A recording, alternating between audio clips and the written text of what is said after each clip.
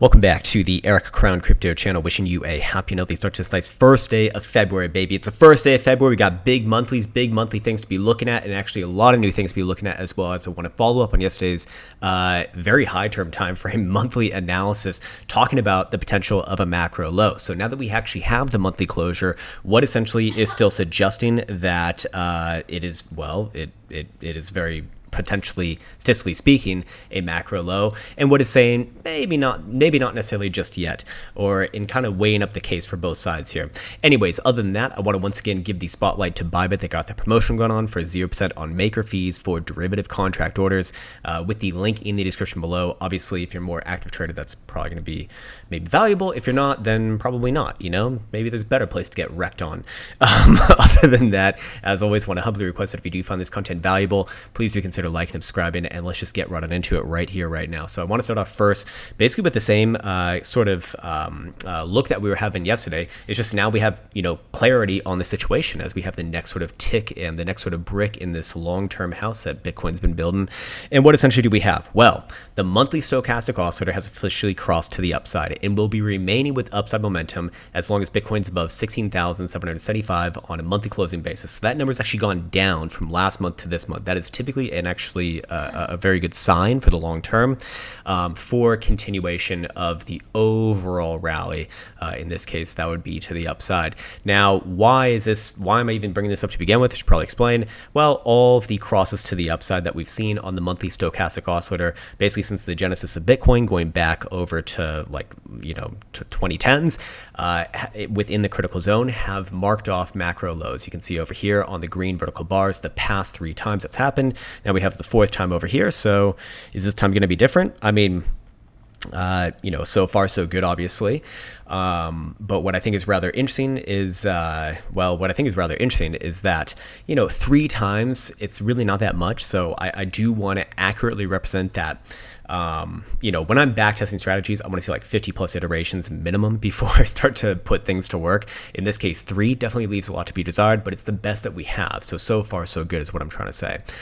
Anyways, not only has the monthly stochastic oscillator crossed the upside in the critical zone, which is where the past 3 macro lows have been found, but it also has created hidden bullish divergence of actually 4 drive variety here, which is a regression going all the way back to March of 2012 on the lows there for that cycle, with the lows on the 2015 cycle and the 2019 cycle, and maybe even the lows, at least major lows. And again, we've been saying that for a long time on this channel, but is it a macro low here? I mean, the past 3 prior ones have been, yes. And so I also did take a measurement of the first major move that we've seen from the crosses to the upside in that critical zone. So there's been 3 in the past. It would be this one right here, this one right here, and this one right here. What stands out about all of them is that, well, 238% happened 2 times, like almost to the T, and then the other time in 2012 was 284% on that first drive to the upside. Now, obviously, things did reconsolidate, and then continue again for new highs, and in these cases, like significantly new highs. But that first sort of move off the lows over the next year was generally, or half year to a year, I should say, was generally sideways and up. So is that kind of what I'm looking for based off of this throughout most of 2023? Probably yes. Now, what you also notice about this, to again accurately represent both sides, is that in all cases, Bitcoin has actually come back down and retested reasonably close to where the cross actually happened, on a wick basis, not on a closing basis, but certainly on a wick basis. Not so much in 2012, but definitely 2015 and 2019. So in this case, does that mean that Bitcoin can never come back down, somewhere around the current lows? No, of course not. It definitely can. It would imply that that's probably going to be a long-term opportunity rather than, the move to 10,000. We're going to 10,000, guys, because my line says so, and the magical lines never lie. That's right. And price action does exactly what the lines want to do. It's not random in any way, shape, or form. Of course, it is. But hey. Sorry, I shouldn't even be talking about this shit. Let's now move on into the next chart. The other chart that we've been looking at very frequently is the monthly and accumulation and distribution indicator chart. Basically, all of the slope changes that we've seen in the critical zones for the red and the green here have marked off macro highs and macro lows and a shift in the macro direction ultimately. So I've marked off the 3 lows over here on that first slope change where it went from down to up in the red.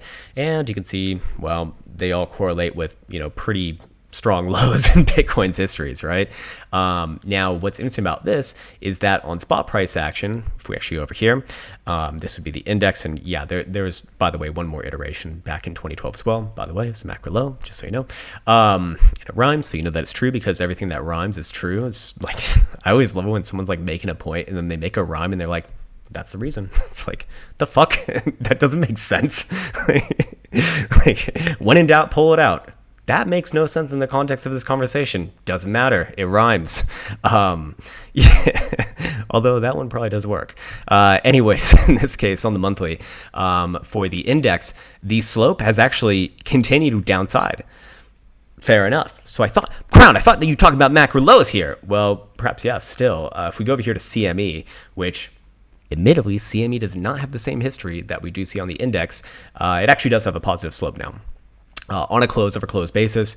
So, if we're going off of CME, which typically has the higher fidelity signals, it typically has the signals that are more likely to play out. Well, that might suggest that the lows are in as well. But yes, if we're going off of where the data was actually tested, no, it is not in there just yet. And even further to that point, the current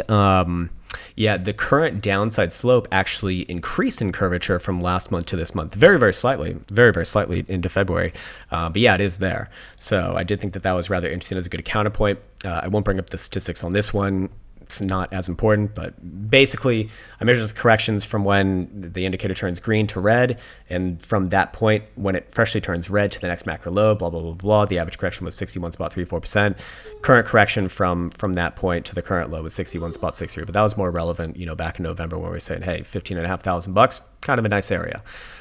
Anyways, moving on to the next thing that is new over here, the monthly for the Jewel. The monthly on the Jewel has done 2 things. One, it has officially turned white and bounced off of this trend line regression that we had coming in from, guess where? The last 3 macro lows, 1, 2, and maybe even 3 over here. And then also it opened up on this new month of February with positive curvature here. It's actually turning that cyan light blue color, which typically is a signal. At least that's when things typically get going in the past. So I did think that was rather interesting for a more long-term look that Bitcoin's more likely to try more major upside throughout this year. Again, these sort of things that we've been speaking about do not say that Bitcoin can't come back down somewhere around the current lows, but it's it would imply that it probably bounces from those from those lows and creates a higher low a little bit above it and continues on with the general upside market that we've been seeing. Also, the monthly did confirm hidden bullish divergence on yesterday's closure.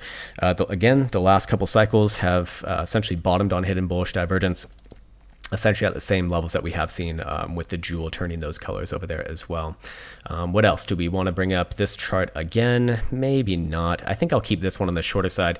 Yeah, today's FOMC day, but look, I can't fucking read the minds of Jerome Powell or any of the Fed members, and I'm not a macro expert, and I don't really think that anyone fucking understands the full macro. It's impossible to, but at least that's just my humble opinion. There's too many moving parts, man. There's too many moving parts. That's where that saying comes back. I always remember this one. It's easier to macro bullshit than to micro.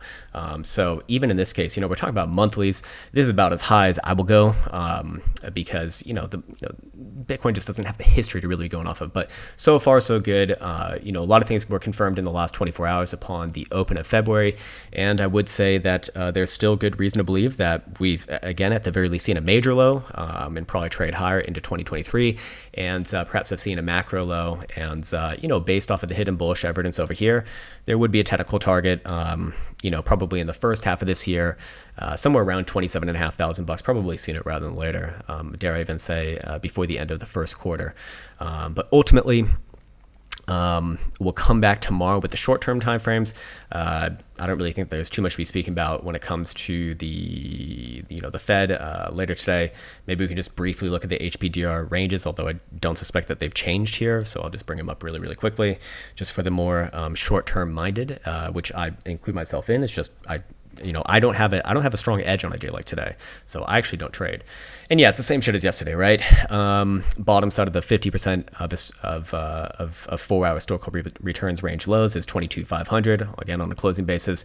Top side is 23,800. So as long as Bitcoin's also in between there, it hasn't really done much, let's say. But yeah, below 22,500, I would be looking for the next markdown.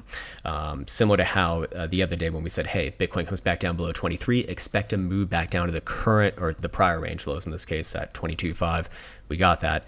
If you do see a break below there, I'd probably looking somewhere around like mid to upper 21s at least.